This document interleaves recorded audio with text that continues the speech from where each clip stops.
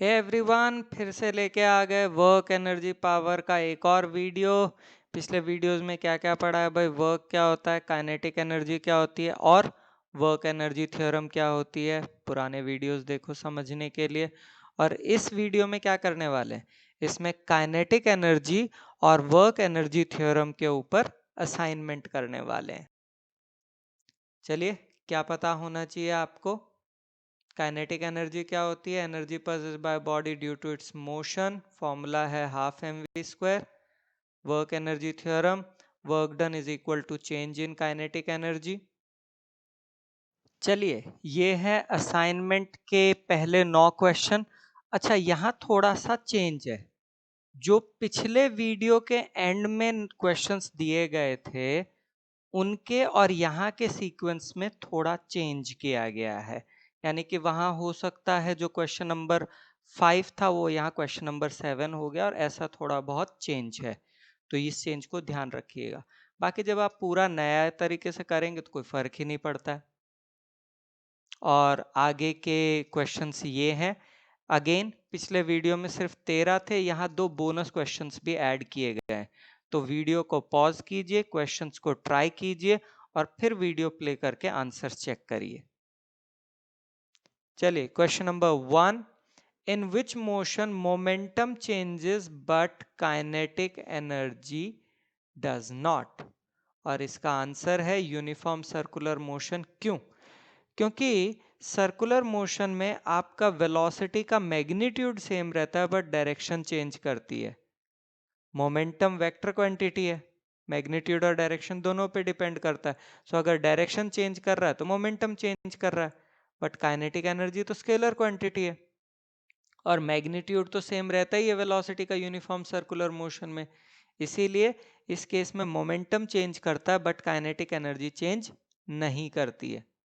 Question number 2, momentum of a body is doubled, kinetic energy में क्या change आएगा? तो भाई kinetic energy equal to p²/2m। कैसे आया ये?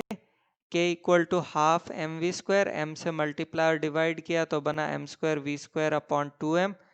m²v² को mv होल स्क्वायर कह सकते हैं और mv होता है p, तो ये आ गया। चलिए, क्वेश्चन में क्या है, हमें बोला है मोमेंटम डबल हो गया तो p' इक्वल टू 2p। नई काइनेटिक एनर्जी क्या आएगी? k' is equal to p²/2m, यानी कि 2p का होल स्क्वायर अपॉन 2m, यानी कि 4 टाइम्स ऑफ p²/2m, यानी कह सकता हूँ k' is equals to 4k। तीसरा, a light body and heavy body have same linear momentum, kinetic energy किसकी ज्यादा होगी? तो k इक्वल टू p²/2m। अगर p सेम है तो kinetic energy is inversely proportional to mass. ठीक है, तो जिसका मास कम होगा उसकी काइनेटिक एनर्जी ज्यादा होगी, यानी कि लाइटर बॉडी। चलिए, question number 4, a light body and a heavy body have same kinetic energy, तो मोमेंटम किसका ज्यादा होगा? Linear momentum. तो हम जानते हैं P is equals to √2m_k, और अगर काइनेटिक एनर्जी कांस्टेंट है इसका मतलब P is directly proportional to √m, यानी कि मास के डायरेक्टली प्रोपोर्शनल है। तो मास किसका ज्यादा है? हैवी बॉडी का ज्यादा है, तो उसका मोमेंटम भी ज्यादा होगा। Question number 5, can kinetic energy of a system be changed without changing its momentum? Explain with examples. जी बिल्कुल किया जा सकता है। जैसे आपका एक्सप्लोजन ऑफ अ बॉम्ब, उसमें क्या होता है कि आपका एक्सटर्नल फोर्स कोई लग नहीं रही है तो मोमेंटम आपका कंजर्व्ड है, मोमेंटम में कोई चेंज नहीं आ रहा है। लेकिन जो उसके पार्ट्स जाते हैं तो काइनेटिक एनर्जी में तो चेंज आ ही रहा है। In elastic collision between two bodies, इसके लिए कोलिजन वाला वीडियो देखो, वहां ये बेटर समझ आएगा। दोनों ही केसेस में जैसे मैंने बताया फोर्स इंटरनल है, मोमेंटम कंजर्व्ड है, काइनेटिक एनर्जी चेंज करती है। Question number 6. A trolley of mass 300 kg carrying a sandbag of 25 kg is moving uniformly with a speed of 27 km per hour on a frictionless track. After a while, sand starts leaking out of a hole on the floor of the trolley at a rate of 0.05 kg per second. What is the speed of the trolley after the entire sandbag is empty? बढ़िया question है। तो भाई कोई external force तो लग ही नहीं रही थी इस सिस्टम पे। किस चीज का सिस्टम? सैंडबैग और ट्रॉली का। तो जब कोई एक्सटर्नल फोर्स नहीं लग रही है तो इसका मतलब क्या होगा? जो सैंड लीक कर रहा है उससे कोई एक्सटर्नल फोर्स नहीं होगी, और एक्सटर्नल फोर्स नहीं होगी तो वेलोसिटी में कोई चेंज नहीं आएगा। चलिए क्वेश्चन नंबर 7 बड़ा ही इंटरेस्टिंग और इंपॉर्टेंट क्वेश्चन है पेपर्स के लिए। If the momentum of the body increases by 20%, what will be the increase in the kinetic energy of the body? तो काइनेटिक एनर्जी होता है k equal to P square by 2m। नया momentum p dash is equal to p plus 20% of p, that gives 6/5p। नई kinetic energy होगी k dash is equal to p dash square upon 2m। p dash की value रख दी तो हमारे पास बना 36/25 k is the new kinetic energy. Percentage increase निकालना है काइनेटिक एनर्जी में, वो होगा new kinetic energy minus old kinetic energy upon old kinetic energy into 100%, या के डैश अपॉन के माइनस 1 इंटू 100%। वैल्यूज रखी के डैश अपॉन के, या के डैश अपॉन के इससे निकालेंगे तो 36/25 आएगा। ठीक है, इससे सॉल्व किया तो कितना निकला? 44%। क्वेश्चन नंबर 8, एक इलेक्ट्रॉन और एक प्रोटॉन है। इलेक्ट्रॉन के केस में एनर्जी है 10 इलेक्ट्रॉन वोल्ट और प्रोटॉन में है 100 किलो इलेक्ट्रॉन वोल्ट। यहाँ भी 10 किलो इलेक्ट्रॉन वोल्ट थी। कौन सा फास्टर होगा? दोनों की स्पीड का रेशो निकालना है। ठीक है, तो भाई मास ऑफ इलेक्ट्रॉन दिया है, मास ऑफ प्रोटॉन भी दिया है, काइनेटिक एनर्जी ऑफ इलेक्ट्रॉन दिया हुआ है, और इलेक्ट्रॉन वोल्ट को जूल में कन्वर्ट करने के लिए भी दिया हुआ है। ठीक है, प्रोटॉन के लिए भी दिया हुआ है। तो K E upon K P रखो half M E V E square upon half M P V P square. ठीक है, हाफ हाफ कैंसिल। तो अब क्या करते हैं, हमने सारी वैल्यूज रखी तो इससे निकलता है V square upon V P square is equal to 183.42। V E by V P निकलेगा 13.55।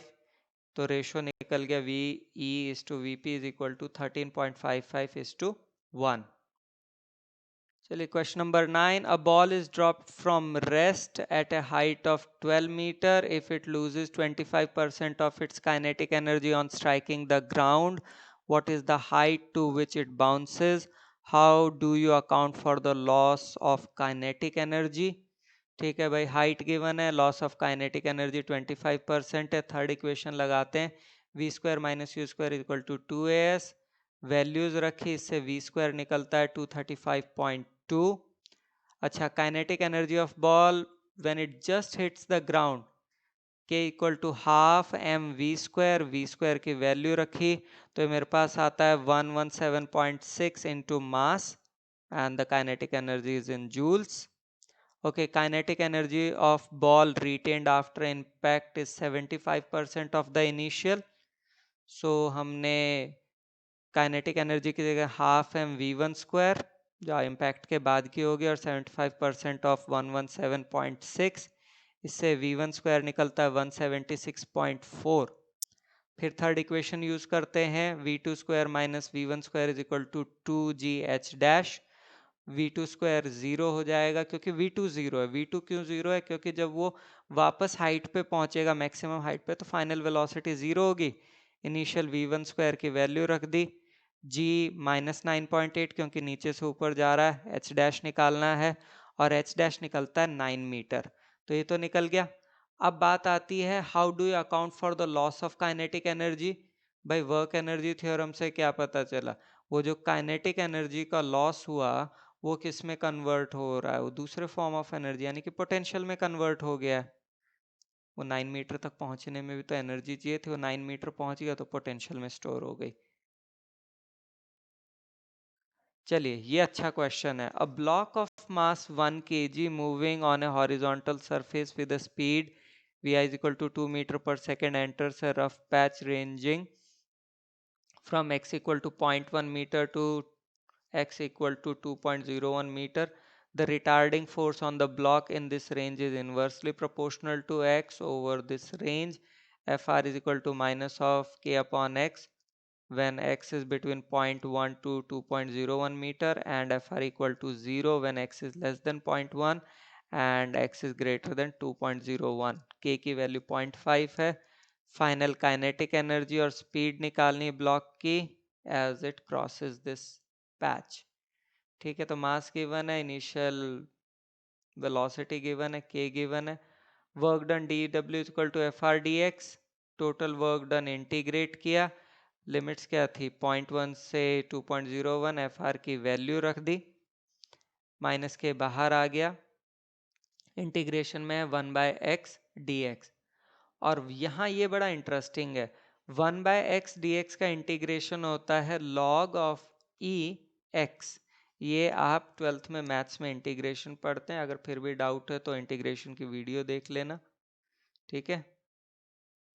अच्छा, फिर हमने क्या किया, ये एक्सपोनेंशियल बेस में इसे बेस 10 में कन्वर्ट करने के लिए 2.303 से मल्टीप्लाई कर दिया.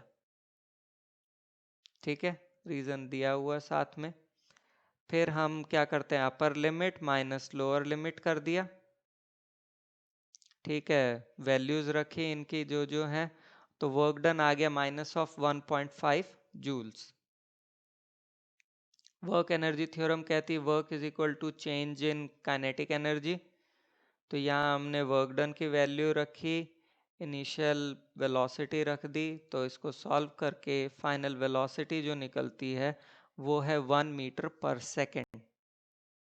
Question number 11. The resistive force acting on a body versus distance traversed by the body is plotted in the graph. The mass of the body is 25 kg and its initial speed is 2 meter per second.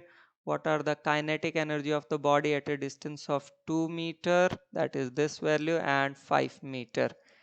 ठीक है जी.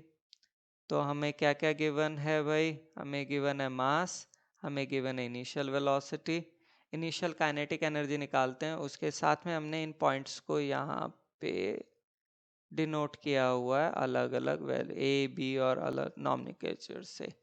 So kinetic energy होता है half M we square, V की जगह यहाँ you है, तो values रखी, आया 50 जूल्स. चलिए पहला केस, ग्राफ से हम कह सकते हैं work done is equals to area of triangle A D B in negative. Negative क्यों, क्योंकि भाई रेजिस्टिव फोर्स है.